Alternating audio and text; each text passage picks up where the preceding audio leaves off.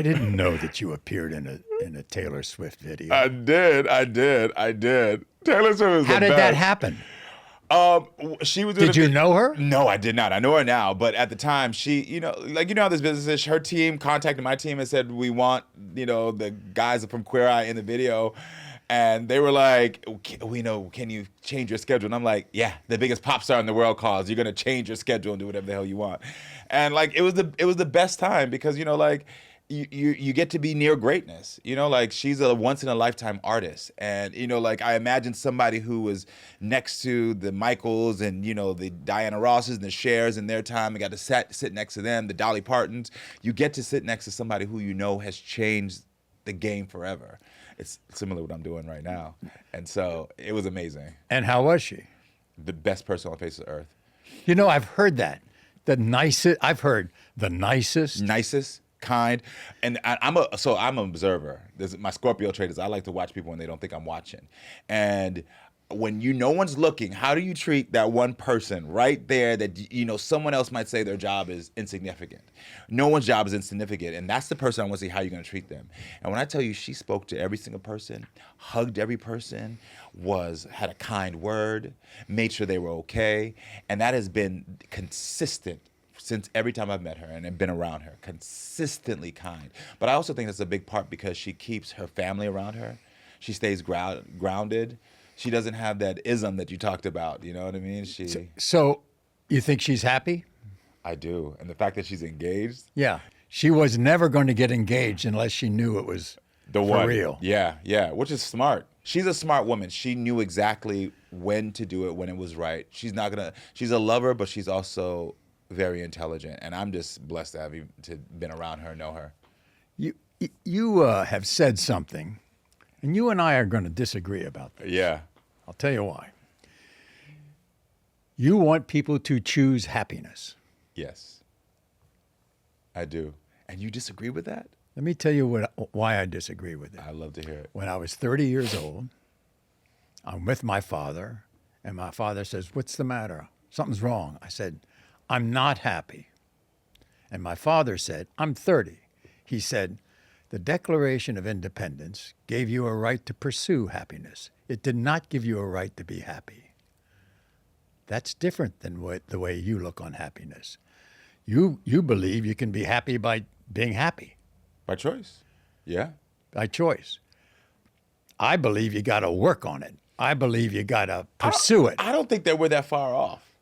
Because my saying choose and your saying pursue are the same thing. Because anything that you pursue, you first have to make a choice that you want to pursue it. Right. And so I think what we're doing is congruently saying, you said at 30 you were upset, you weren't happy, and I'm saying choose happiness, and then your father said now work on it. And I think those two things are important aspects of what So it doesn't don't do. automatically come. No, it doesn't automatically come, but you have to make the decision that you deserve it.